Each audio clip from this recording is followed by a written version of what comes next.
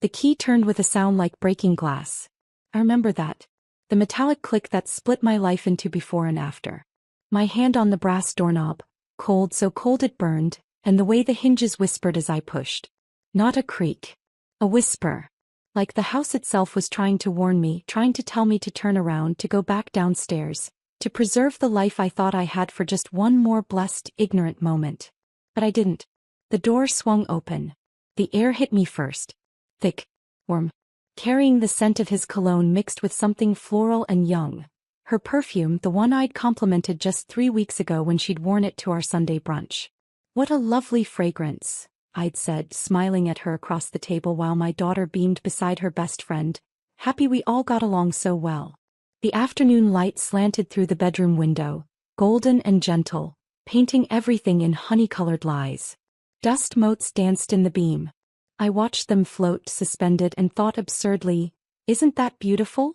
Then I saw them. My husband, Logan, 46 years old, graying at the temples in that distinguished way that made me fall in love with him at a dinner party 19 years ago. His back to me. Shoulders I'd massaged countless nights when work stress knotted his muscles. Skin I'd traced in the dark.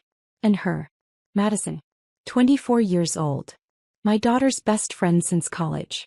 The girl who'd spent Christmases at our table, who'd cried on our couch about bad breakups while I made her tea, who'd called me her second mom, with such apparent sincerity that it made my heart swell. They were on the bed I'd made that morning. The sheets, Egyptian cotton, 800 thread count, the set I'd splurged on for our anniversary, were twisted around them like accomplices. Time did something strange. It stretched and compressed like a lung struggling to breathe. I couldn't move. Couldn't speak. Couldn't even properly process what I was seeing because my brain kept trying to rewrite the scene into something acceptable, something explainable. Maybe I'm misunderstanding. Maybe this is a misunderstanding. Maybe. She turned her head. Madison. She looked directly at me. Our eyes met across the room, across the wreckage of my marriage, across the canyon that had just opened in my chest. And she smiled. Not a gasp. Not shock. Not shame or horror or the frantic scramble of someone caught doing something unforgivable. A smile. Slow. Deliberate. Curling at the corners of her lips like smoke. Her blue eyes, my daughter's best friend's eyes, the eyes I'd looked into with trust and affection, held mine with something that made my blood turn to ice water. Victory. That's what the smile said. That's what it meant. I won. Before we continue, please write in the comment which country you are watching this video. We love knowing where our global family is tuning in from. And if this is your first time on this channel, please subscribe. Your support helps us bring even more epic revenge tales of life. Enjoy listening. 6 weeks earlier, life was normal. That's what I keep circling back to in the nights I can't sleep, which is most of them now. How completely, utterly, devastatingly normal everything seemed. How the mundane details of existence continued their steady march while the ground beneath me was already crumbling. Logan and I had been married for 18 years. Together for 19. We met when I was 23 and still believed in the kind of love that songs are written about. He was 28, confident, successful in commercial real estate, with a laugh that filled rooms and a way of looking at me that made me feel like the only woman in the world. For years I was the only woman in his world. Or so I believed. We built a life. A beautiful life. We had Marlene when I was 25. A daughter with my dark hair and his green eyes, smart and kind and everything we could have hoped for. We bought a house in a neighborhood with good schools and tree-lined streets. I worked as a freelance graphic designer from home, which meant I could be there for Marlene while still maintaining my career, my identity beyond motherhood. We were happy, weren't we? That's the question that haunts me now, picking through the wreckage of my memories like searching through rubble for survivors. Were we actually happy, or had I just been skilled at telling myself we were? The distance crept in so gradually I didn't notice. Or maybe I noticed and chose not to see. It started small. Logan coming home later from work. Reasonable, he was closing big deals, the market was competitive. His phone tilted away from me when he checked messages. Understandable. Client confidentiality, boring work stuff I wouldn't care about anyway. The way he'd shower immediately when he got home before even greeting me properly. Natural, he liked to wash off the day, always had. Little things. Tiny things. Things that any reasonable, trusting wife would explain away. And I did. God, I did. Everything okay? I'd ask over dinner. Fine. Just work stress. He'd smile, reaching across the table to squeeze my hand. Nothing to worry about. So I didn't worry. I pushed down the small voice that whispered, "Something's wrong," and focused on the life we'd built. Marlene had just graduated from college and was living downtown, starting her career in marketing. Logan's business was thriving. We were planning a trip to Italy for our 20th anniversary next year. We had couple friends, weekend plans, inside jokes that spanned decades. We were fine. Until Madison started coming around more often. Marlene and Madison had been inseparable since their sophomore year of college. Madison came from a difficult background. Parents who divorced messily, a mother who moved out of state and barely kept in touch. She attached herself to our family with the intensity of someone starving for stability, and I welcomed it. I felt for this girl who'd been dealt such a hard hand. I wanted to provide the maternal warmth she'd been denied. "Your mom is amazing," she'd tell Marlene right in front of me, her voice honey-sweet. "You're so lucky." I'd smile, warmed by the compliment, never seeing it for what it was. A survey of the territory. She started dropping by even when Marlene wasn't home. "I was in the neighborhood," she'd say, all sunshine and innocence. "Thought I'd say hi." Logan would be home those afternoons, working from his home office. And I'd make coffee for the three of us, chat about her job search, offer advice about navigating the adult world. Playing mentor. Playing mother. Playing the fool. "Madison's a sweet girl," Logan said one evening after she'd left. "She is," I agreed, loading the dishwasher. "She's had it rough. I'm glad we can be there for her." He came up behind me, wrapped his arms around my waist. A rare gesture lately. I leaned back into him, grateful for the affection. "You have such a good heart," he murmured into my hair. I remember smiling. I remember feeling loved. Now I remember it differently. Now I know what he was really thinking as he held me. Now I understand that every tender moment had become a performance, that I was loving a ghost while he was already somewhere else. With someone else. The signs multiplied. A new cologne, spicier than his usual. "Thought I'd try something different," he said when I commented on it. The gym membership he suddenly started using religiously. "Getting back in shape," he explained, patting his stomach. "Not getting any younger." The way he'd angle his phone away during dinner, fingers flying over the keyboard with the kind of focused attention he used to reserve for conversations with me. "Who are you texting?" I asked once, trying to keep my voice light, casual, not wanting to be that wife. "Just Mike about the Thompson deal." Mike was his business partner. The Thompson deal was real. The explanation was plausible. I wanted to believe him. So I did. 3 weeks before I opened that bedroom door, Marlene invited Madison to Sunday brunch. We went to a new place downtown, all exposed brick and artisanal everything. Marlene was excited about a promotion possibility. Madison had just started a new job as a social media coordinator. Logan was in a good mood, joking and engaged in a way he hadn't been in months. I remember thinking, this is nice. This is us getting back to normal. Madison wore a floral perfume that day. Light, feminine, spring-like. When she hugged me hello, I caught the scent fully. "What a lovely fragrance," I said. "What is it?" "Jo Malone," she said. "Peony and blush suede." "It's beautiful." She smiled at me. Then she looked at Logan. Just a flicker of a glance, there and gone so quickly I almost missed it. But I didn't miss it. And even then, even with that little alarm bell ringing somewhere deep in my consciousness, I explained it away. She was young. He was a handsome older man. It was natural for her to seek male approval, especially given her absent father. It didn't mean anything. I repeated this to myself like a mantra, like a prayer, like if I said it enough times it would be true. 2 weeks before the door, Logan came home with flowers. Lilies. My favorite. No special occasion. Just because. "What's this for?" I asked, genuinely pleased. "Do I need a reason to buy my wife flowers?" He kissed me. Really kissed me the way he used to. And that night we made love. And for those brief moments I thought we'd turned a corner, that whatever distance had grown between us was closing, that we were finding our way back to each other. I fell asleep with his arm around me, feeling secure for the first time in months. I didn't know that lilies are also funeral flowers. I didn't know I was sleeping next to a stranger wearing my husband's face. 1 week before, I noticed a text notification on his phone while he was in the shower. The phone was face up on the kitchen counter. I wasn't snooping. It was just there. The preview on the lock screen said, "Can't wait for tomorrow. Same time." No name. Just a phone number. My hand hovered over the phone. Every instinct screamed at me to unlock it, to look, to know. But I couldn't. Because looking would mean I didn't trust him. Looking would mean I thought my husband was capable of. I didn't look. I walked away. "Who's texting you about tomorrow?" I asked when he came out of the shower, towel around his waist, hair dripping. "Tomorrow." He looked confused. Then, "Oh, probably Mike. We're meeting with a potential investor." The message seemed casual for business. He laughed. "Mike's a casual guy. You know that." I did know that. Mike was casual. The explanation made sense. I let it go. That night, Logan said he had to work late the next day. "This investor is only available after hours," he explained. "Might not be home until 9 or 10. "Hey," I said. "You don't mind?" "Of course not. Work is work."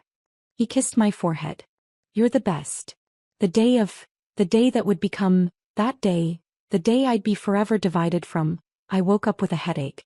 One of those tension headaches that starts at the base of your skull and wraps around your head like a vice. I'd been having them more frequently. Stress, I told myself. Just stress. Marlene called that morning. "Mom, can I stop by later? I want to show you some furniture options for my apartment. I'll be home all day. Come whenever. Love you." "Love you too, sweetheart." Logan left for work at 8. "Kiss me goodbye. See you tonight. Good luck with the investor." "Thanks, babe." Then I rushed and left for work because I was already late. I worked through the morning. A logo redesign for a boutique hotel. The work was good, engaging, but I couldn't focus. I felt headache persisted. Around 2 o'clock, Marlene called again. "Hey Mom, I'm so sorry. Something came up at work. Can we do the furniture thing tomorrow instead?" "Of course, honey. Tomorrow works. You're the best. Love you." Love you. 3 o'clock, my headache was worse. I decided to go home and rest. I packed my bags and left. I got home and head upstairs to lie down for a bit. Maybe sleep it off. I took 2 aspirin. Changed into comfortable clothes. Was heading toward the guest bedroom. I didn't want to mess up our neatly made bed, when I heard it. A sound. From our bedroom. A soft sound. Almost nothing. The kind of sound you'd normally ignore. But I didn't ignore it. I stood in the hallway, head tilted, listening. My heart started beating faster without knowing why. Another sound. Definitely from our room. Maybe Logan came home early. Maybe he's sick. Maybe. I walked to the door. Put my hand on the knob. The key turned with a sound like breaking glass. They say that in moments of extreme trauma, time slows down. That your brain processes everything in hyperdetail as some kind of evolutionary survival mechanism. Fight or flight. Except I couldn't fight and I couldn't flee. I could only stand there, frozen in the doorway, while my entire world crumbled in slow motion. Logan turned his head. Saw me. His face. I watched it transform through a dozen emotions in the span of a heartbeat. Fear. Guilt. Calculation. The calculation was somehow worse than all the rest. Claire. My name in his mouth sounded like a lie. But Madison. Madison didn't move except to turn her head and smile. That smile. I understood everything in that smile. Every answered question I'd been too afraid to ask. Every instinct I'd suppressed, every doubt I'd explained away, every small betrayal that had paved the road to this moment. She knew I'd come home. She'd planned this. This wasn't an accident I'd stumbled upon. This was a performance and I was the intended audience. The sound that came from my throat wasn't a scream. It was smaller than that. Quieter. A sound like something breaking underwater. Like drowning. I stepped back. 1 step. 2. Claire, wait. Logan was scrambling up, reaching for clothes, for excuses, for any possible version of this that wasn't exactly what it was. I closed the door. Stood in the hallway. My hands still on the knob. My body shaking so hard I couldn't tell where I ended and the trembling began. Footsteps behind the door. Frantic movement. Low voices, his panicked, hers calm. I walked away. Down the stairs. Each step felt like moving through water. Through concrete. Through some substance heavier than reality. My hand on the banister, I focused on that. The smooth wood under my palm. Something solid. Something real. The front door. I reached it. Put my hand on it. Then stopped. Where would I go? This was my house. My home. For 18 years this had been my sanctuary, my safe place, the structure that held my life together. And he'd brought her here. Into our bed. The bed where we'd made love.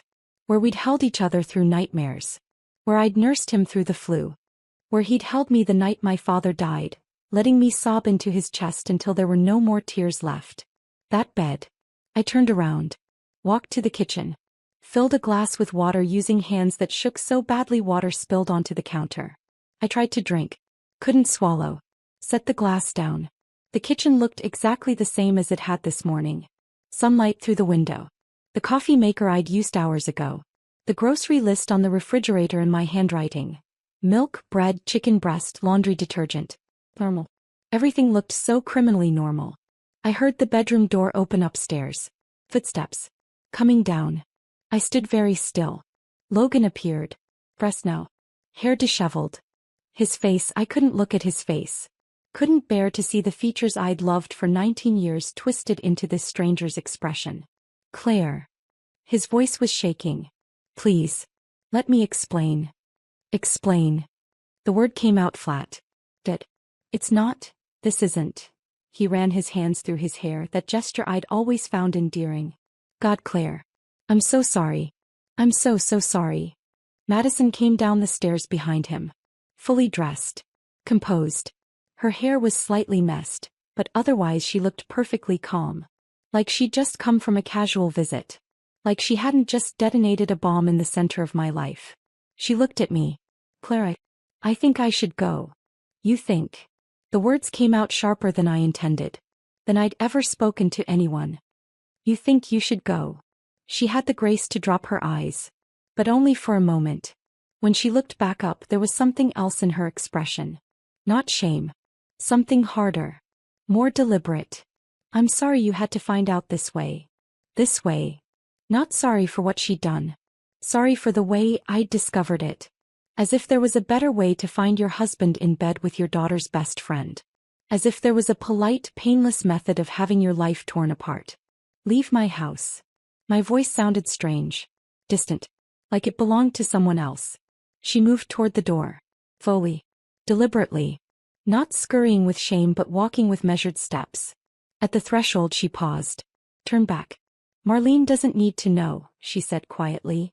We can keep this between us. The concern in her voice sounded genuine. Might have even been genuine. But it was also strategic. Calculated. A chess move disguised as compassion. How kind of you, I said. To consider my daughter's feelings. She flinched. Finally. A crack in the composure. Then she was gone. Logan and I stood in the kitchen. Husband and wife. Two people who'd promised forever to each other in front of everyone we loved. Who'd built a life, raised a child, weathered storms and celebrated triumphs and grown so intertwined I'd thought we were inseparable. But we weren't people anymore. We were a crime scene. Evidence of something terrible. You are so disgusting, right? Did you ever think of your daughter's feelings? How long has this been going on, Logan? I asked. He closed his eyes. Claire. How long? 3 months. 3 months. 90 days. 12 weeks of lies.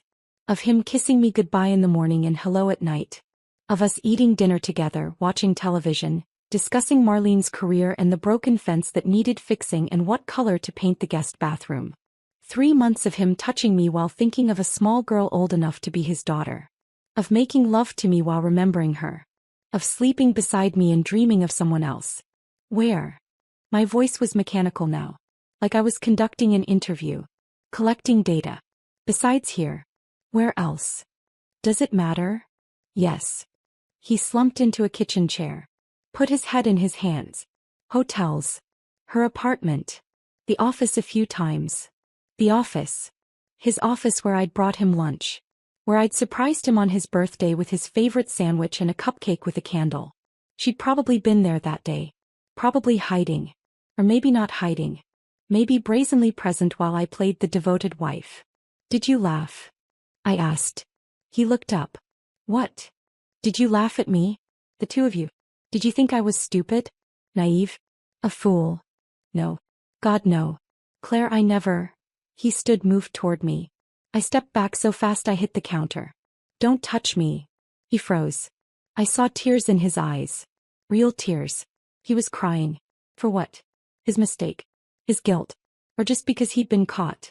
I love you, he said. I know you don't believe me right now, but I do. I love you.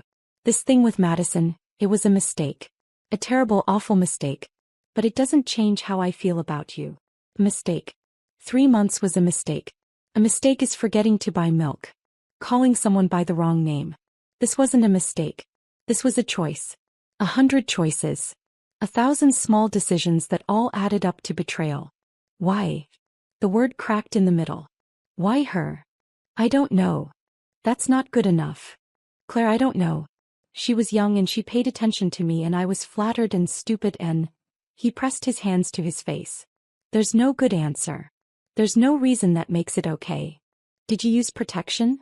The question came from somewhere clinical. Some part of me that understood I needed to know but couldn't fully process why. He nodded. Yes, always. How considerate. The laugh that escaped me sounded unhinged. You put my health at risk, but at least you used protection. What a gentleman. I'm sorry. I'm so sorry. Sorry. The word people say when they bump into you on the sidewalk. When they're late for dinner. When they accidentally break a glass. Not when they break vows. Hearts. Families. Did you love her? I needed to know. Needed to understand if I'd lost him to something real or just to the thrill of something forbidden. No. Don't lie to me anymore, Logan. Please. Just this once, don't lie. He met my eyes. I didn't love her. It was physical. Exciting. All the terrible cliches you read about. But I didn't love her. I love you. Past tense and present tense, all tangled together.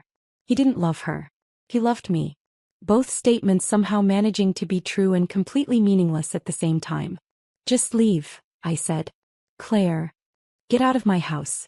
Get out right now or I swear to God I will call the police and tell them you're trespassing. This is my house too. Then I'll leave. I'll pack a bag and I'll leave and you can stay here in our bed where you brought her and think about what you've done. Please. Let's talk about this. Let's figure out. There's nothing to figure out. My voice rose, finally, all the numbness cracking to reveal the rage underneath. You brought my daughter's best friend into our bed. You've been lying to me and our daughter for 3 months.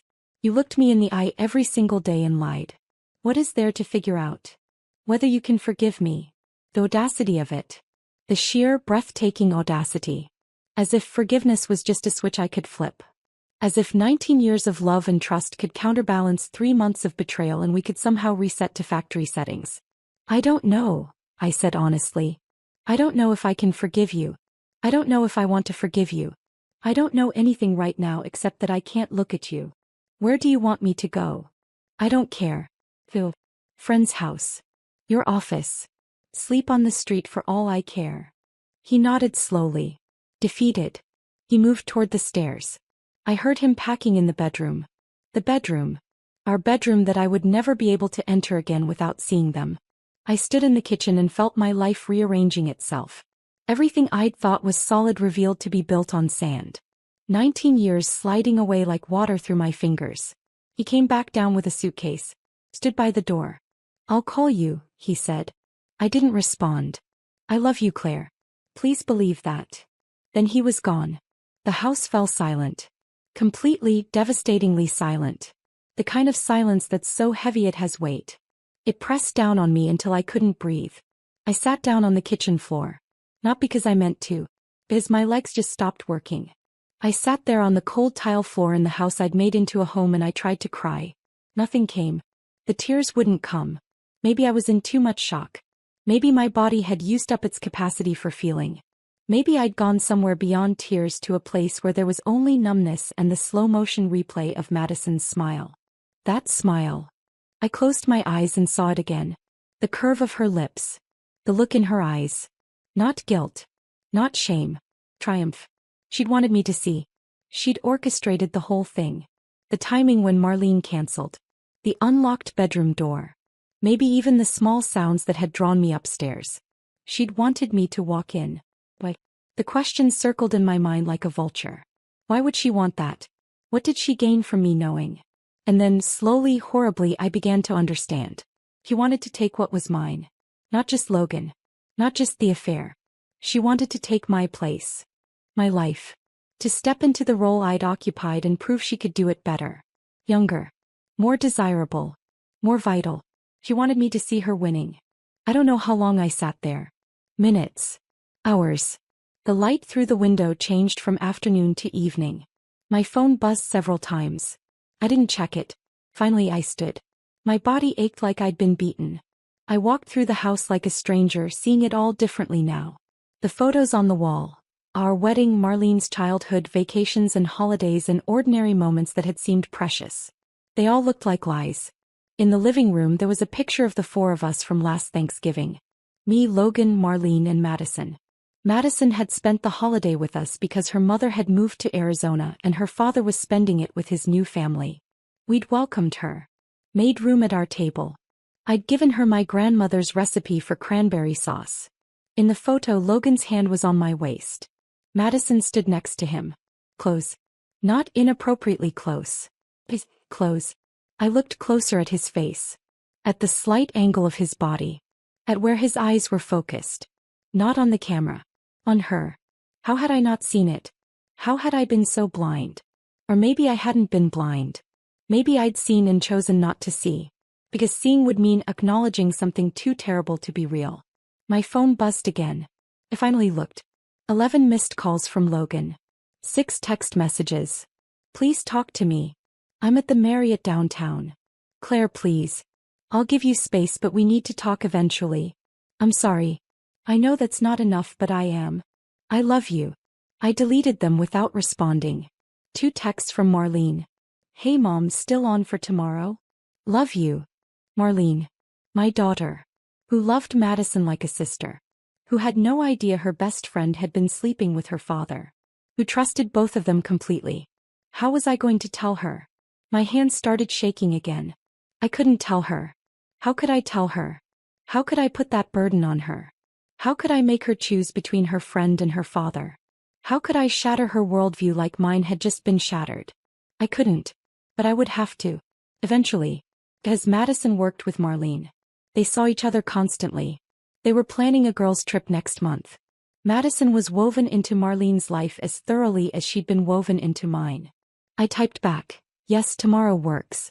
Love you too, sweetheart. The lies were already starting. The performance of normalcy.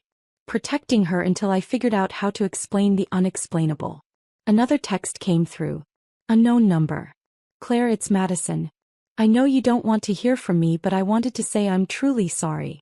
I never meant to hurt you. Please don't tell Marlene. It would destroy her. I stared at the message. The sheer gall of it. She was worried about Marlene being destroyed? She who'd spent 3 months sleeping with Marlene's father? She who'd smiled at me like a victor while my world fell apart? I typed back, you meant to hurt me. That's why you made sure I walked in. 3 dots appeared. Disappeared. Appeared again. I know you must hate me right now. You have every right to. But Marlene doesn't deserve to lose both her best friend and her parents' marriage over this. Both her best friend and her parents' marriage. As if those 2 things were equivalent. As if Madison's friendship was as valuable as 18 years of marriage. You should have thought of that before you slept with her father. I did. But it happened anyway. People make mistakes. That word again. Mistake. As if it was accidental. Oops, I tripped and fell into bed with your husband. My bad. I threw my phone across the room. It hit the wall with a satisfying crack but didn't break. Of course it didn't break. Nothing was that simple. The next morning I woke up on the couch. Still in yesterday's clothes. My mouth tasted like copper and my head pounded with a headache that had nothing to do with tension and everything to do with trauma. For exactly 3 seconds I didn't remember. I was just a woman waking up on her couch, slightly confused about why she was there. Then it all came crashing back. The bedroom door. The honey-colored light. Madison's smile. I made myself stand. Made myself walk upstairs. Past the bedroom, I couldn't go in there, not yet, maybe not ever, and into the guest bathroom. Showered in water as hot as I could stand, trying to scald away the feeling of violation. It didn't work. Dressed in fresh clothes. Looked at myself in the mirror. The woman looking back was a stranger.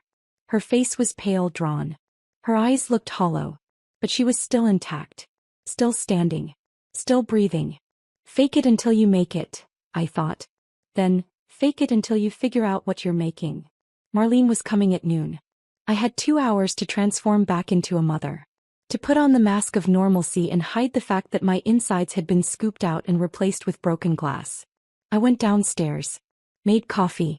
The mechanical ritual was comforting. Scoop the grounds. Pour the water. Press the button. Wait. Simple steps. Achievable goals. My phone had 17 new messages. I ignored them all. At 11:57, Marlene's car pulled into the driveway. I watched her through the kitchen window. My beautiful daughter. 23 years old. My greatest achievement. The one purely good thing Logan and I had created together. She was wearing jeans and a blue sweater that made her eyes even greener. Smiling as she walked up the path, so completely, innocently happy. I wanted to build a wall around her. To keep her in this moment before knowledge. Before everything changed. Mom. She hugged me at the door, all warmth and energy. You look tired. Are you feeling okay? Just didn't sleep well. You know how it is. We sat at the kitchen table with her laptop, looking at furniture for her apartment. Couches and coffee tables and bookshelves. All the things young people need when they're building their first real adult space. She was excited, chattering about her vision for the place. I smiled and nodded and offered opinions, and the whole time I was screaming inside. Your father is cheating on me with Madison. Madison wanted me to catch them. Everything you think is real is a lie. But I said none of it. I played my part. The supportive mother. The life that no longer existed. Where's Dad? Marlene asked casually, scrolling through dining table options. The question landed like a punch. Working. Big project. He's always working lately. She glanced up. Is everything okay with you guys? Too perceptive. She'd always been too perceptive. Of course, honey. Why? I don't know. You both seem stressed lately. Distracted. It's just life, I said, smiling in a way that felt like my face was cracking. Nothing to worry about. She studied me for a moment longer than comfortable. Then nodded. Hey. But you'd tell me if something was wrong, right? Of course I would. Another lie. They were coming so easily now. Stacking up like bricks in a wall between us. We spent another hour on furniture. I ordered lunch, Thai food her favorite. We ate and talked and laughed, and it felt like being an actor in a play where everyone else thought the script was real. As she was leaving, she hugged me again. Love you, Mom. You're the best. Love you too, sweetheart. I watched her drive away. Then I went back inside and finally, let myself cry. The tears came in waves. Violent, shaking sobs that bent me double. I cried for the marriage I'd lost. For the trust that was shattered. For my daughter's innocence that I'd have to destroy. For the version of myself who'd woken up yesterday morning still believing in her life. I cried until there was nothing left. Until I was empty and hollow and wrung out. Then I stopped. Sat up. Wiped my face. Looked around the kitchen. Something was shifting inside me. Something cold and sharp emerging from the wreckage. It felt like clarity. Like rage distilled into something pure and focused. I'd spent enough time being devastated. Now it was time to think. Madison had wanted me to see. She'd orchestrated my discovery. Which meant this wasn't just about an affair. This was about power. About proving something. About taking something from me and making sure I knew it. I pulled out my laptop. Opened a browser. Started searching. Madison's social media profiles loaded on the screen. Instagram, Facebook, LinkedIn. I'd seen them before, of course. Had liked her photos, commented supportive things on her posts. But I'd never really looked at them. Not with this new lens. Not trying to see what was underneath. I scrolled back through her Instagram. 6 months. A year. 2 years. The photos told a story I'd been too trusting to read. Her at our house. Dozens of photos at our house. The Thanksgiving picture I'd seen yesterday, but also 4th of July barbecues, Christmas morning, random Sunday dinners. Always positioned close to Logan. In group shots, she'd somehow always ended up next to him. Photos from restaurants I recognized. Places Logan had told me were business dinners. In the background of Madison's carefully cropped selfies, I could sometimes see another table, another person. I enlarged one from 4 months ago. There. In the blurred background. Logan's profile. His distinctive salt and pepper hair. 4 months ago. He'd said 3 months. So that was a lie too. Or maybe he'd lost track. Maybe there had been so many lies he couldn't keep them straight. I kept scrolling. Back further. To when Marlene and Madison had first become friends. A photo from their college days. A party. Madison front and center, gorgeous in a short dress, holding a red cup, laughing. The caption, "Sometimes you just need to find a better family." The comments were supportive. Heart emojis. "You deserve the best. Love you, girl." But I saw it differently now. The better family. She'd been looking for a better family. And she'd found ours. Or maybe she'd found Logan. More photos. More evidence of a years-long integration into our lives. Birthday parties. Casual hangouts. She'd been a constant presence, so gradual in her infiltration that we'd never questioned it. I found her Facebook. Less active but older posts. From her college years before she met Marlene. Photos of a different Madison. Harder. More rebellious. Clubbing photos and party pictures and captions about trust issues and broken people. Then 3 years ago a shift.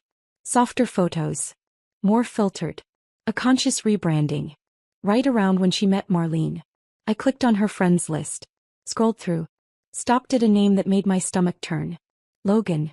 They were Facebook friends. Had been for 2 years. I clicked on his profile, feeling like I was looking at a stranger's page.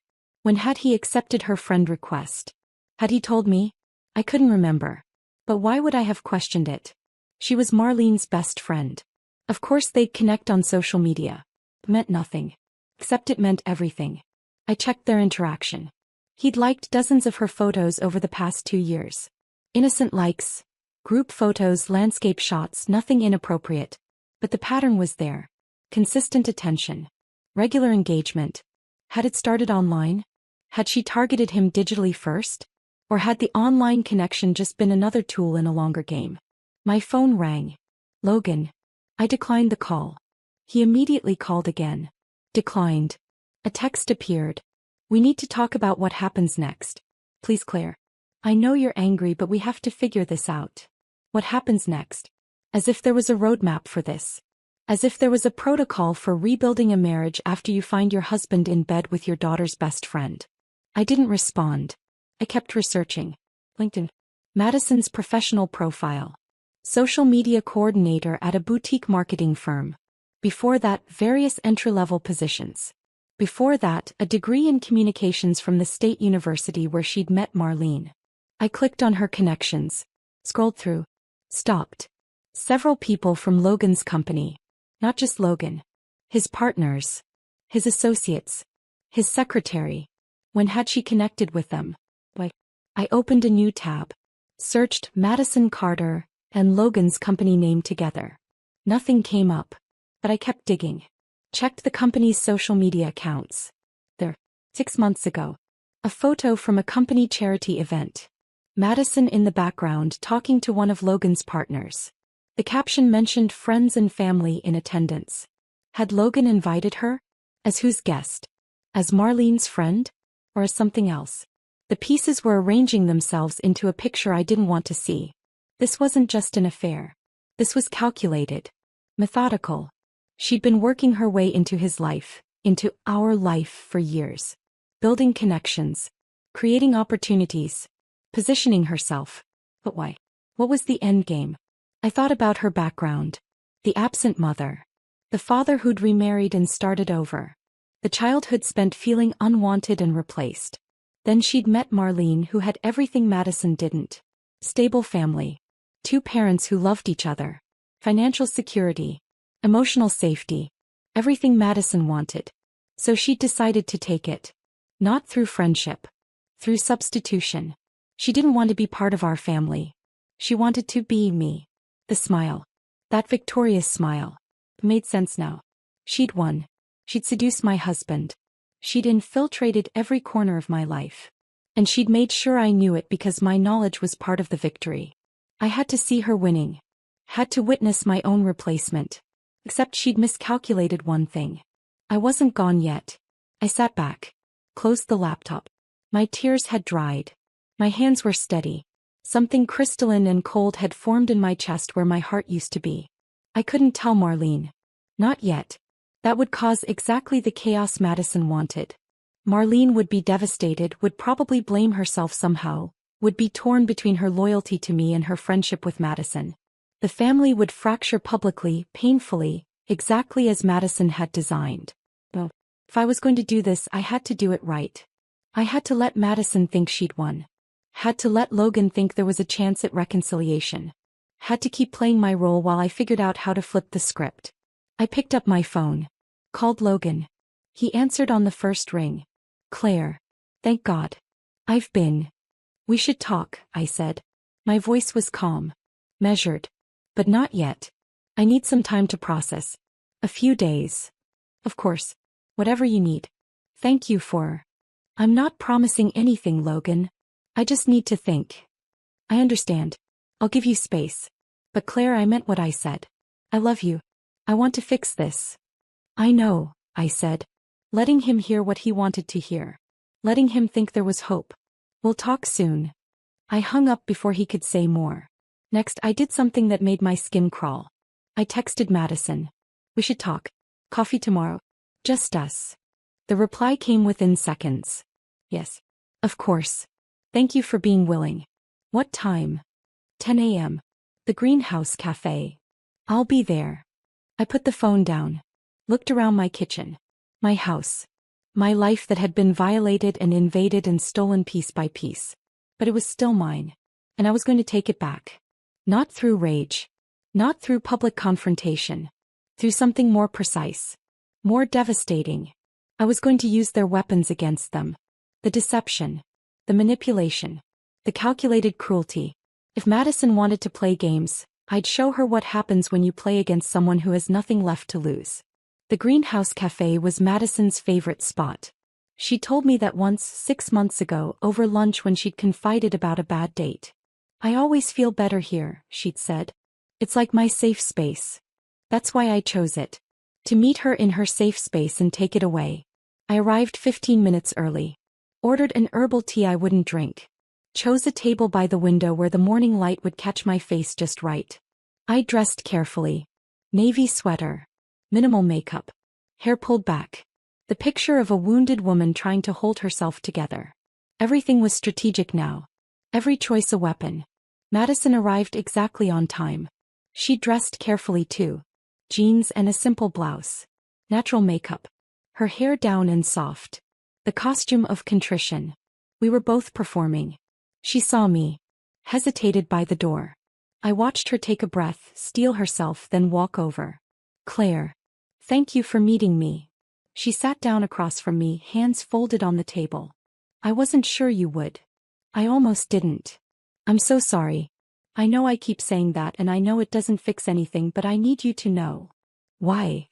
I interrupted, keeping my voice soft. Wounded but searching. Why did you do it? She looked down. I don't have a good answer. Try. Pause. She was choosing her words carefully. Deciding which version of the truth to tell me. I was lonely. He paid attention to me. It started innocently, just conversations talking about life and work and family. Then it became more. By the time I realized what was happening, I was in too deep. It was a good story. Believable. The kind of explanation that painted her as a victim of circumstance rather than an architect of destruction. When did it start? About 3 months ago. After the charity event for his company. The event where she'd been photographed in the background. The event she'd attended as whose guest? But I didn't ask that. Not yet. How did you end up at that event? I asked instead, as if I was just curious, just trying to understand. Logan invited me. He said partners were bringing friends and family, and since Marlene couldn't make it, he thought it would be nice to have someone there who knew the family. Smooth. Plausible. And maybe even true, depending on how she'd maneuvered that invitation. That was kind of him, I said. She nodded. Took a sip of the coffee she'd ordered. Her hands were steady. No trembling. No visible guilt. Whatever she was feeling, she had it locked down tight. What happens now? She asked. With you and Logan? I don't know. He wants to work on things. Do you? She leaned forward slightly. Concerned. Caring. I know I have no right to ask. But do you think you can forgive him? There was the real question. The one that mattered to her. Because if I forgave Logan, if our marriage survived, then her victory was incomplete. She'd be relegated to a footnote. The affair Logan had gotten over. But if I left him? I don't know, I said honestly. Part of me wants to. We've built a life together. But I don't know if I can ever trust him again. Trust is everything, Madison said softly. Without that, what's the point? She was encouraging divorce. Subtle but definitely encouraging it. Planting seeds of doubt. Making sure the wound didn't heal. What about you? I asked. Do you have feelings for him? She looked startled by the directness. It's complicated. Uncomplicate.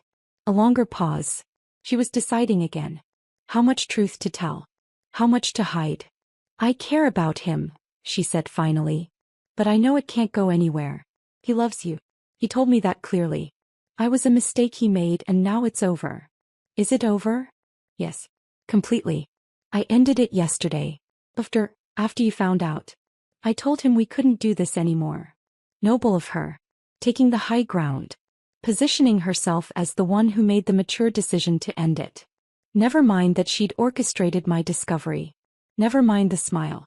That smile, I said, watching her face. What? When I walked in. You smiled at me. Her expression didn't change. Didn't shift into panic or defensiveness. She just looked at me steadily. I was in shock, she said. I don't even remember. I wasn't smiling. I was horrified. Lie. Calculated lie. But delivered so smoothly I'd almost believe it if I hadn't seen it myself.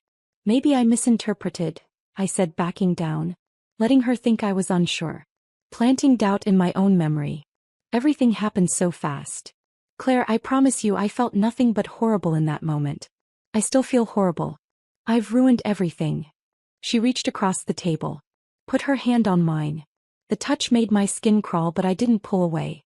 I know this doesn't help, she continued, but losing you, losing your friendship, your trust, that's the worst part of all of this. You've been like a mother to me. Better than my own mother.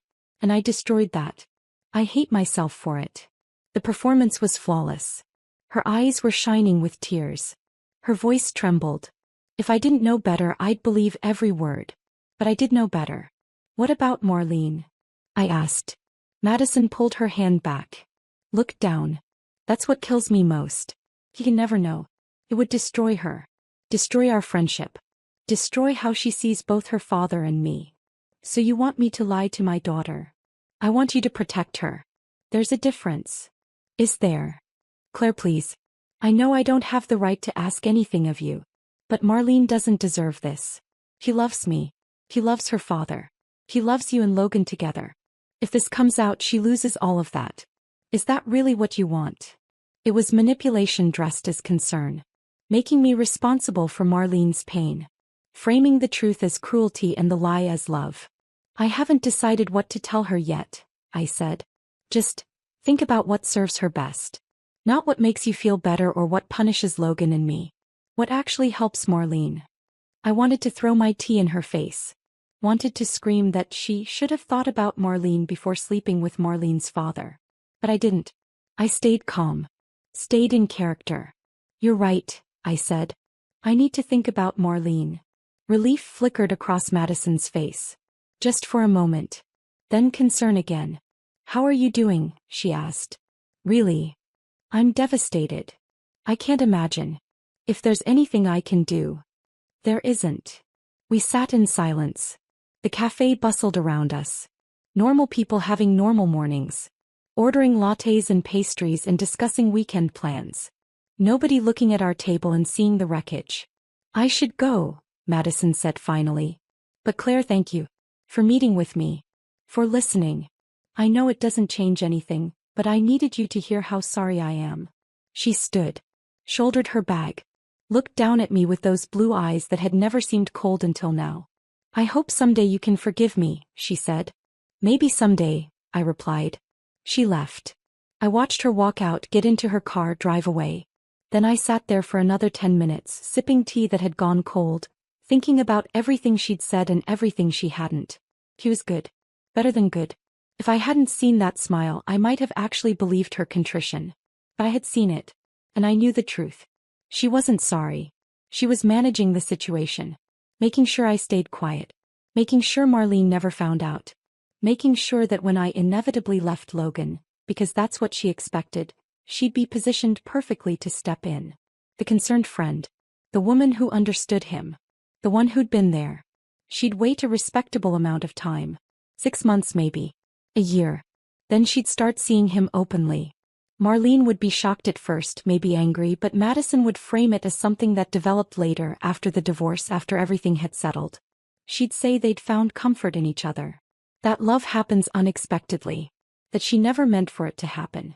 Marlene would eventually accept it because Madison was her best friend and Logan was her father, and what choice would she have? Madison would move into my house. Sleep in my bed. Host holidays at my table. Become Marlene's stepmother eventually. She'd have everything she wanted.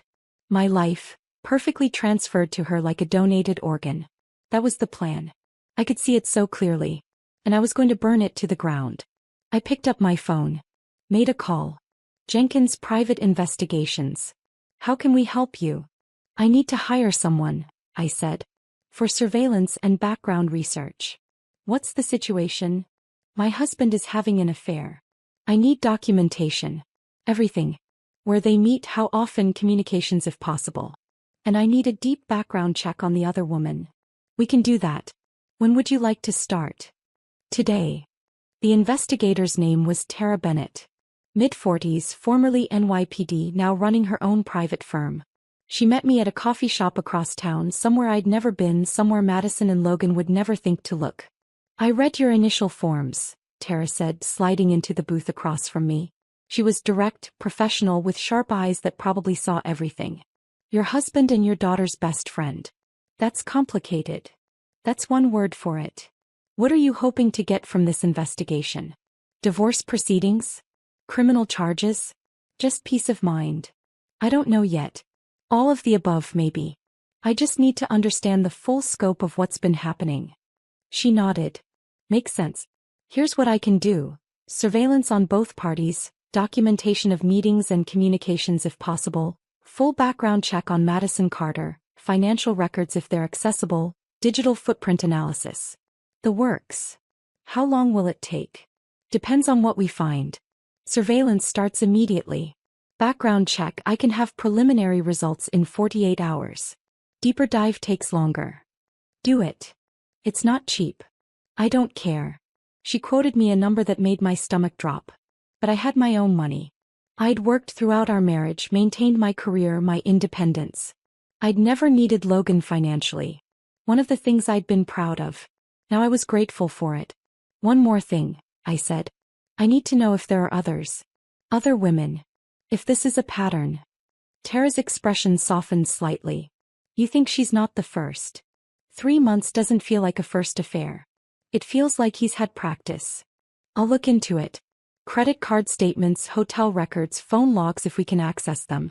If there are others, we'll find them. We finalized the details. She'd start surveillance that afternoon. Updates every 2 days. Everything documented, everything admissible in court if needed. When I left that meeting, I felt something I hadn't felt since I opened the bedroom door. A sense of purpose. I wasn't just a victim anymore.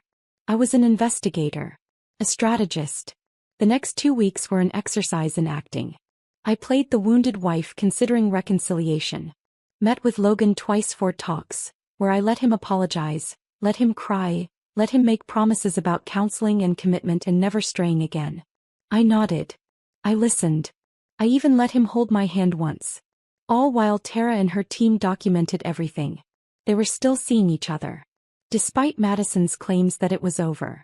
Despite Logan's tearful promises. They were still meeting. More carefully now. Different hotels, always paid in cash. Burner phones that Tara's tech specialist managed to identify. They were being cautious but not cautious enough. Tara got photos. Time-stamped, location tagged, undeniable. Logan entering a hotel room. Madison arriving 15 minutes later. Both leaving separately after 2 hours. This happened 3 times in 2 weeks. Each time I saw the photos, something died inside me. Whatever small, stupid part of me had hoped he was telling the truth. That maybe it really had been over. That maybe remorse was genuine. It wasn't. He was still lying. Still choosing her. Still thinking he could have both. The background check on Madison came back more interesting than I'd expected. Tara handed me a thick folder. Your instincts were good. This girl has a pattern. I opened it. Started reading. Madison's college years were more complicated than I'd known. She'd been involved in a scandal her junior year, an affair with a married professor. It had been hushed up, resolved quietly, but Tara had found the records. The professor's wife had filed a Title IX complaint. Nothing came of it officially, but the professor had been encouraged to resign. She was 20, Tara said. Already targeting older, married men with something to lose. There was more. After college, before she'd gotten her current job, she'd worked briefly at a law firm. Fired after 6 months. The official reason was poor performance, but Tara had talked to former colleagues. Madison had been involved with one of the partners. Another married man. That time the wife had found out and issued an ultimatum. Madison was fired to save the marriage. She's done this before, I said, feeling sick. Multiple times. She targets stable, successful men in established relationships.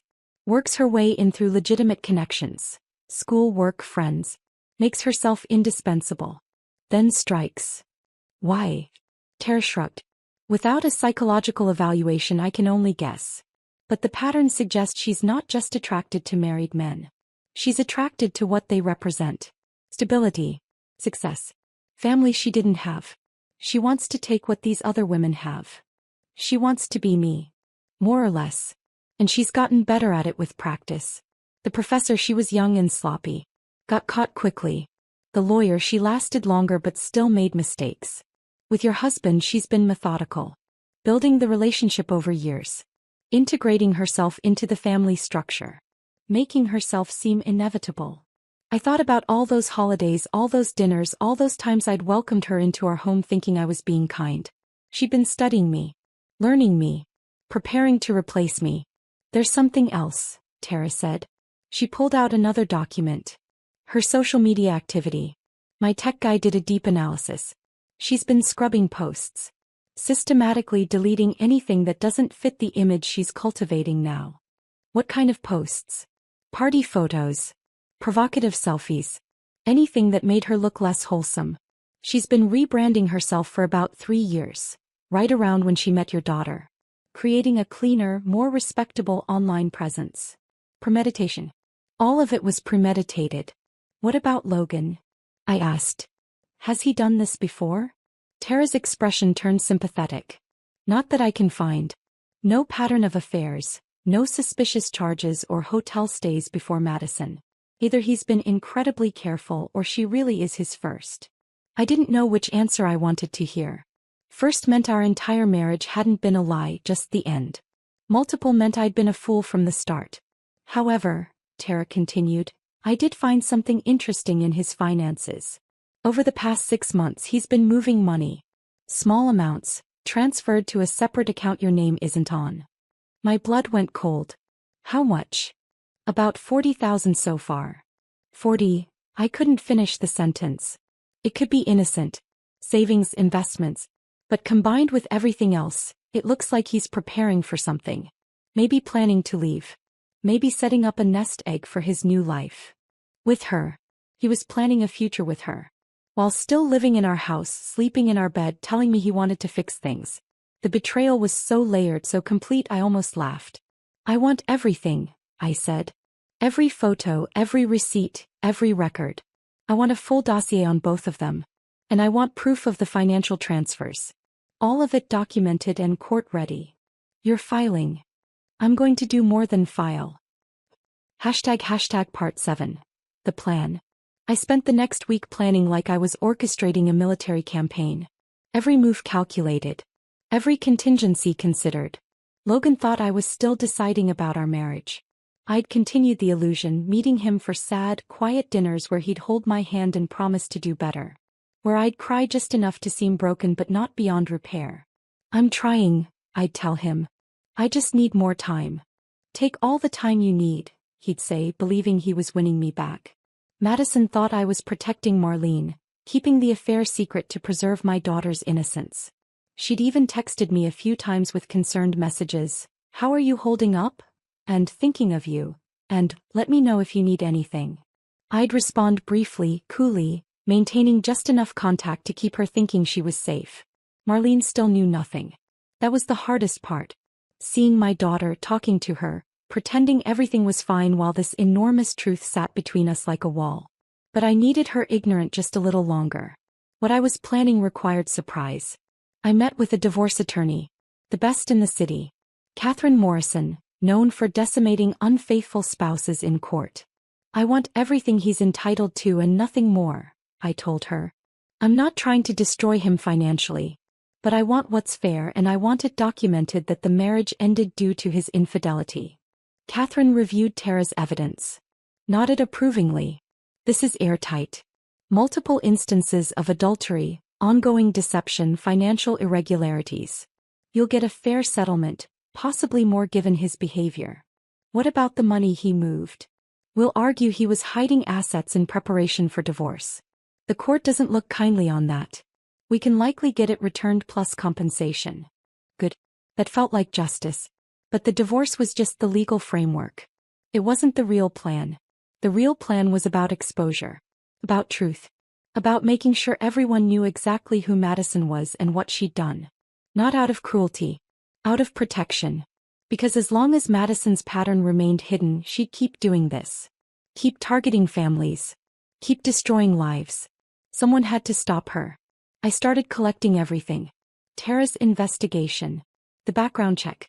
The timeline of her previous affairs. The deleted social media posts that Tara's tech expert had recovered. Screenshots of messages between Madison and Logan that the expert had pulled from cloud backups. The messages were damning. Not just sexual. Those were there too, explicit enough to make me want to vomit, but also calculating. Madison discussing me. She suspects nothing. Madison discussing Marlene. She'd be devastated if she knew. Madison discussing their future. Once the divorce is final, we can be together openly. They'd been planning this. Planning my exit from my own life. I compiled it all into a document. Organized. Chronological. Undeniable. Then I planned the reveal. Marlene's birthday was in 3 weeks. She'd been planning a dinner party. Intimate, just close friends and family. Madison was invited, of course. Logan was planning to come even though we were separated. Marlene had asked me to please try to be civil for one night for her birthday. I'd agreed. Told her I could be mature about it. The dinner would be at Marlene's apartment. Casual but nice. She'd mentioned maybe 15 people. Perfect. I called Marlene. "Honey, I was thinking. Why don't we do your birthday here instead? At the house. More space and I can help you cook. Make it really special." "Are you sure, Mom? With everything going on with you and Dad. It's your birthday. I can handle one evening. Besides, I miss hosting.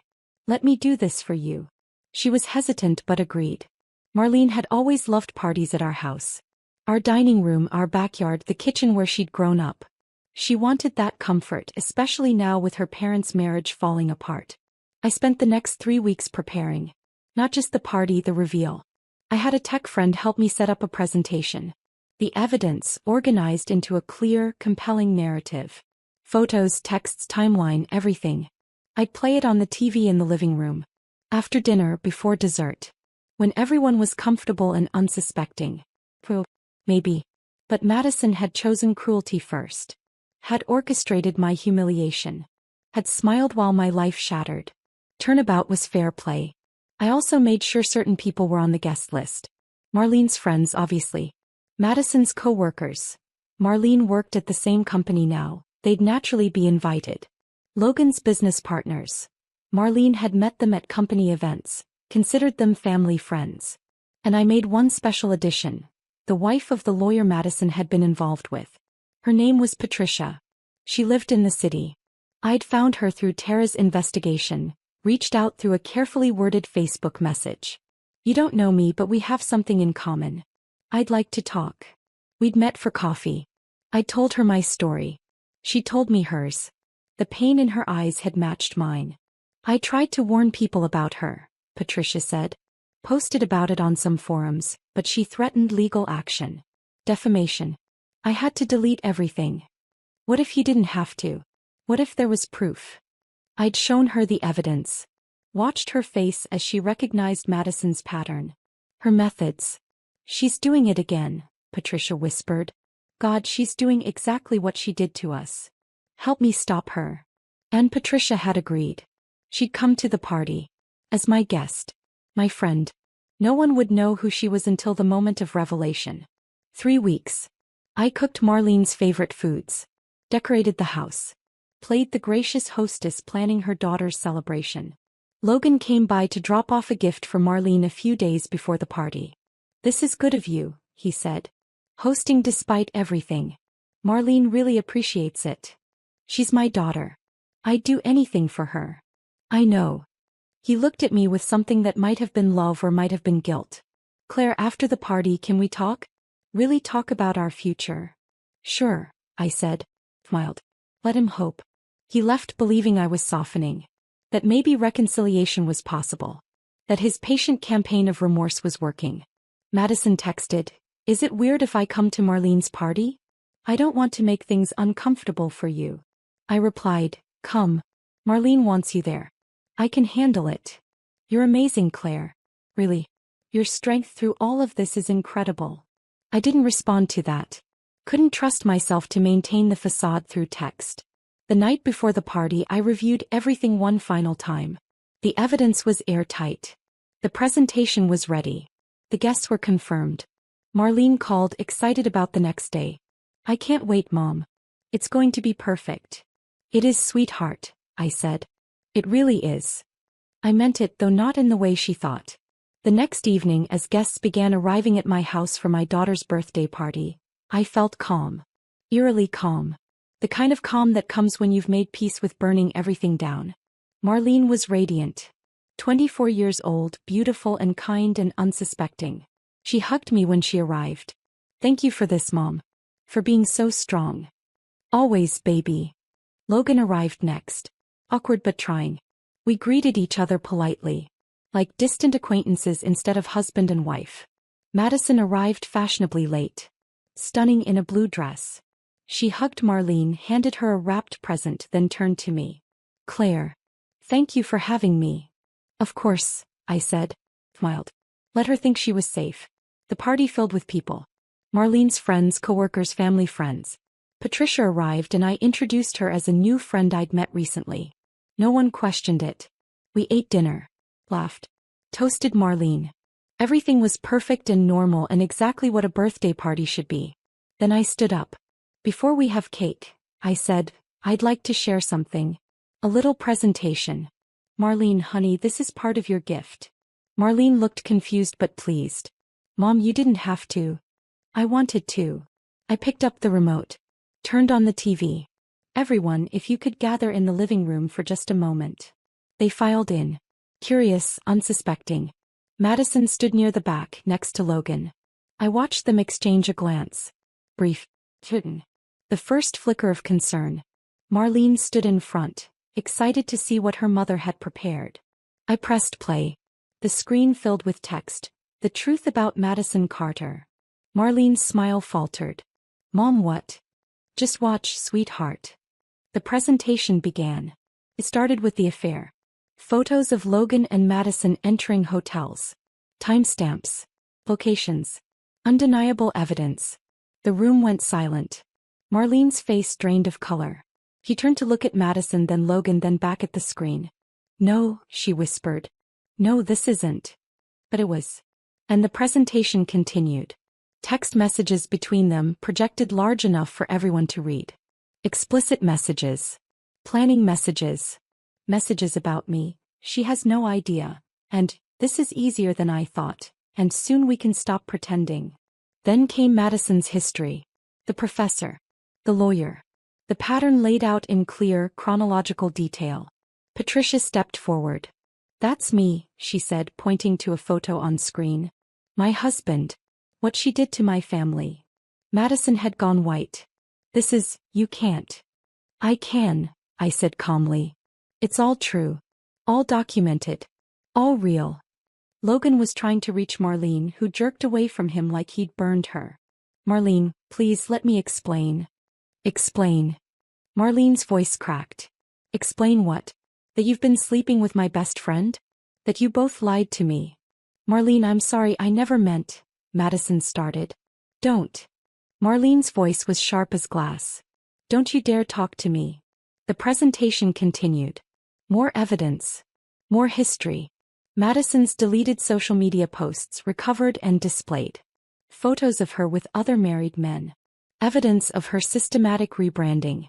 Her calculated infiltration into our family. The room was dead silent except for the presentation's audio. Me narrating the timeline, explaining each piece of evidence with clinical precision. Some guest had started recording on their phones. I'd expected that. Welcomed it. This needed to spread beyond this room. When the presentation ended, the screen went black. I turned on the lights. Madison was crying. You have no right. This is defamation. I'll sue you for what? Catherine Morrison stepped out from where she'd been standing near the back. I hadn't mentioned I'd invited my attorney. For telling the truth? Everything in that presentation is documented fact. You're welcome to try suing, but discovery would be fascinating. Madison's mouth snapped shut. Logan was staring at me like he'd never seen me before. Claire, why would you do this? Why here? Why in front of Marlene? Because Marlene deserved to know the truth, I said. Because she was going to find out eventually, and I wanted her to hear it from me with evidence so she couldn't be manipulated by your lies anymore. You ambushed us. Like Madison ambushed me? My voice rose for the first time. Like she orchestrated my discovery? Like she smiled at me while I found you in our bed. Marlene made a sound. A sob that seemed to come from somewhere deep and broken. She smiled. She smiled, I confirmed. Because this was never just an affair, Marlene. This was a calculated plan to take over my life. To push me out and step into my place. Look at the evidence. Look at her history. This is what she does. Marlene turned to Madison. Is that true? Were you trying to? Madison's tears had stopped. Her face was hardening. The mask was cracking, revealing something cold underneath. You have no idea what it's like, she said. Growing up with nothing. Watching everyone else have perfect families, perfect lives. You had everything, Marlene. Everything I never had. So you tried to steal it? Marlene's voice was shaking. You pretended to be my friend while sleeping with my father? While planning to destroy my family. I wasn't trying to destroy it. I was trying to be part of it. By replacing my mother? Madison's silence was answer enough. Marlene turned to Logan. And you? How could you? How could you do this to Mom? To me. Marlene, I made a terrible mistake. Mistake. Marlene laughed, harsh and bitter. A mistake is forgetting an anniversary. This is. She couldn't finish. Turned to me. Mom. I'm so sorry. I brought her into our lives. I trusted her. I thought. This is not your fault, I said firmly, going to her. None of this is your fault. You trusted people you loved. That's not wrong. They're the ones who betrayed that trust. I held my daughter while she cried. Over her shoulder I watched the other guests. With disgust. Several of Logan's business partners were looking at him with expressions that said his professional reputation had just taken a hit. Madison's co-workers were whispering, phones out, already texting others at their company. The exposure was complete. Patricia approached Madison. I told you someone would stop you eventually. I told you this would catch up with you. Madison looked at her with pure hatred. You bitter old. Careful, Catherine said. There are witnesses. And unlike what's on that screen, actual defamation has consequences. Madison grabbed her purse. I'm leaving. Good idea, I said. And Madison, if you contact my daughter, my husband, or me ever again, I'll get a restraining order. And I'll make sure every employer in this city knows exactly what you do to families. You can't do that. I can. And I will. You've built your life on hiding your pattern. I'm going to make sure it follows you everywhere. She left. The door slammed behind her. Several guests left shortly after, uncomfortable with the wreckage they'd witnessed. But some stayed. Marlene's real friends. People who cared about her, about the truth. Logan stood alone in the center of the room. Claire, he said. Can we talk? Privately. No. Anything you need to say can be said in front of our daughter. He looked at Marlene. I love you. I know I've hurt you terribly. But you're my daughter and I love you more than anything. Just not more than you wanted, Madison, Marlene said quietly. It wasn't like that. Then what was it like, Dad? Help me understand how you could do this. He had no answer. No explanation that wouldn't sound hollow. Catherine, I said. Can you give Logan the papers? Catherine pulled an envelope from her bag. Handed it to Logan. You've been served. Divorce proceedings begin Monday. His hands shook as he took it. Claire, please. Don't do this. We can work through this. Counseling, time, whatever you need. What I need is a divorce. What I need is to never see you again outside of legal proceedings. What I need is for you to leave my house. This is my house too. Not for long. Catherine has filed for an emergency order.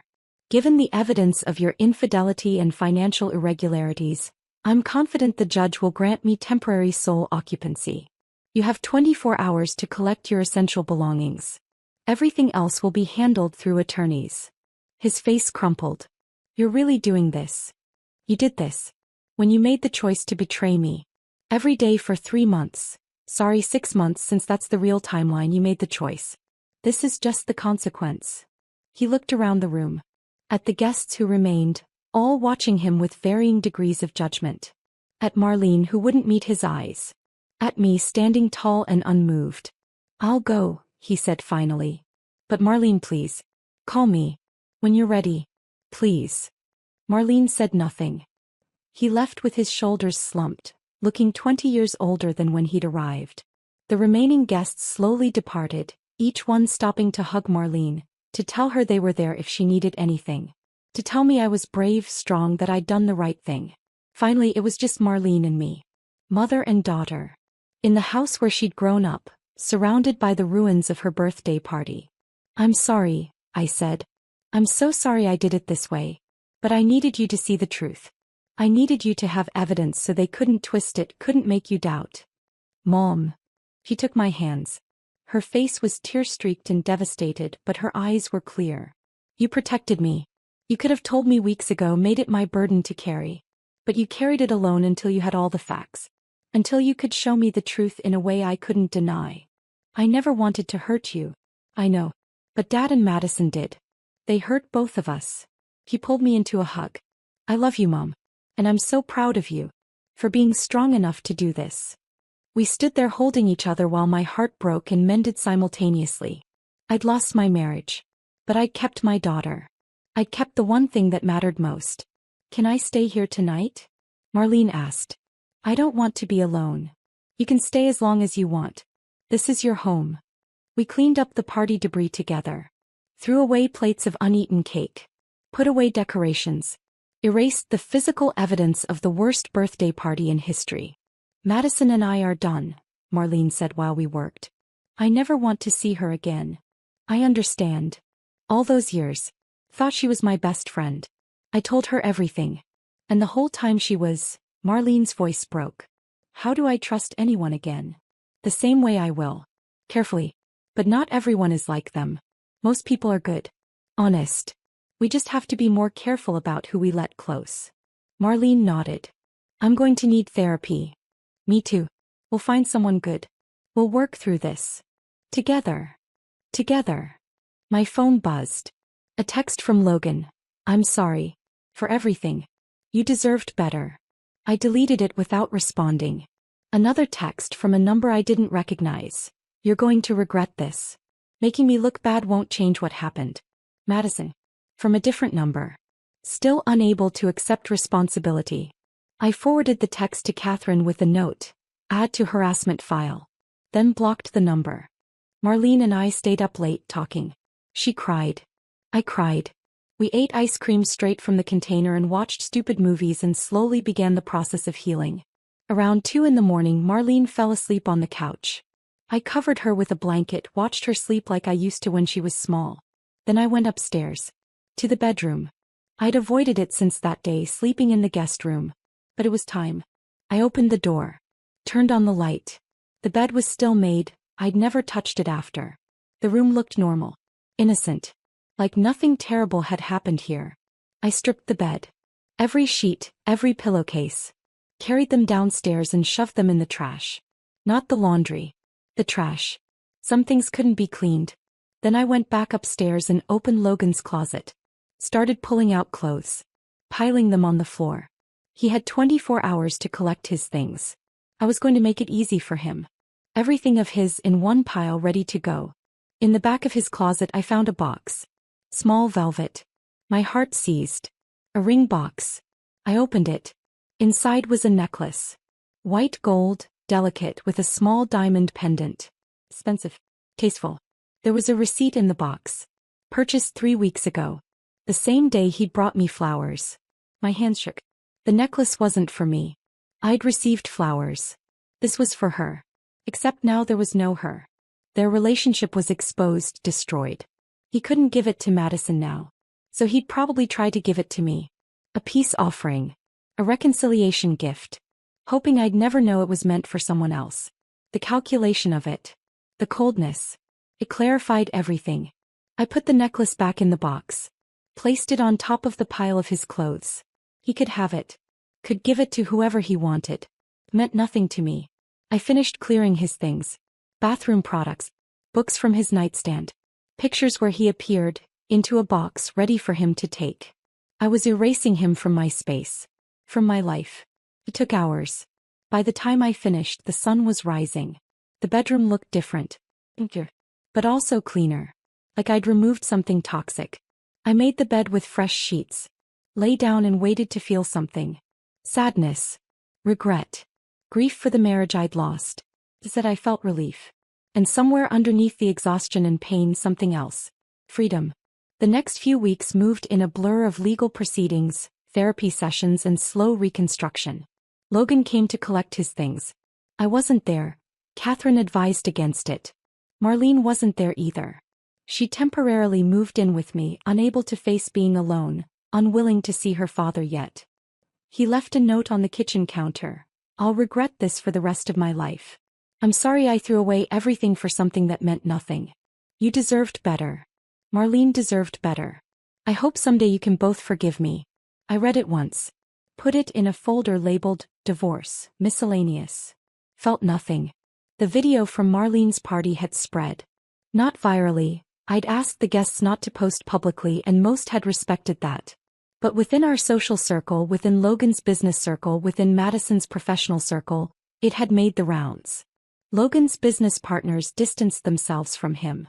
Not officially, he still worked there, but the dynamic had shifted. Trust was broken. His judgment was questioned. Several clients requested different account managers. Madison was fired from her job. Marlene told me quietly without satisfaction. Hostile work environment, Marlene explained. Several people said they couldn't work with her after seeing what she'd done. HR decided it was easier to let her go. How do you feel about that? I asked. I don't know. Part of me thinks she deserves it. Part of me feels guilty for feeling that way. She made her choices. These are the consequences. Madison tried to contact Marlene several times. Calls, texts showing up at Marlene's apartment. Marlene blocked her number. Got a restraining order when Madison wouldn't stop. She keeps saying I don't understand, Marlene told me after one particularly upsetting incident. That she was just trying to have a family. That she loved me like a sister and dad like. She couldn't finish. She's rewriting history, I said. Making herself the victim. Don't let her. I'm trying not to. The divorce proceedings moved forward. Logan tried to contest the settlement at first, arguing that the house was marital property and the split should be equal. Catherine destroyed that argument with the financial records. The money he'd been moving. The gifts he'd bought Madison charged to joint credit cards. The hotel rooms. Everything. The judge was not sympathetic. I got the house, the majority of our savings and a fair spousal support arrangement. Logan got what was left of his reputation and the apartment he'd been renting. He's asking if you'd meet with him, Catherine told me after one hearing. Says he needs closure. Tell him no. He can get closure from a therapist. She smiled. Already did. Marlene started therapy. Individual sessions to process the betrayal, the broken trust, The complicated grief of losing a friend and watching her parents' marriage dissolve. I went to different therapists, similar issues. You did something extraordinary, my therapist, Dr. Wells, said during one session. Most people stay silent. Hide the truth. You exposed it. I humiliated them publicly. You held them accountable publicly. There's a difference. Is there? Sometimes I wonder if I went too far. If I should have handled it privately. Would private have protected future victims from Madison's pattern?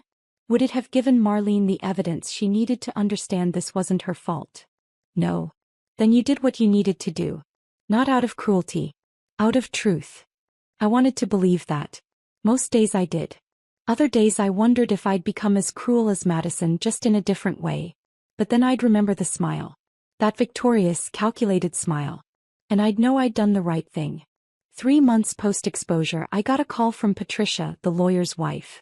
2 other women contacted me, she said. They saw the video. They'd been involved with Madison too. Different times, different cities. Same pattern. They want to know if we're building a case. A case for what? I don't know exactly. Maybe a civil suit. Maybe just a public warning. But they want to help document her history. Make sure it's out there for anyone who Googles her name. She could sue for defamation. Not if it's true. And we have proof. All of us. I thought about it. About whether more exposure, more revenge, more public shaming would help or just perpetuate the cycle. Let me think about it, I said finally. Hey.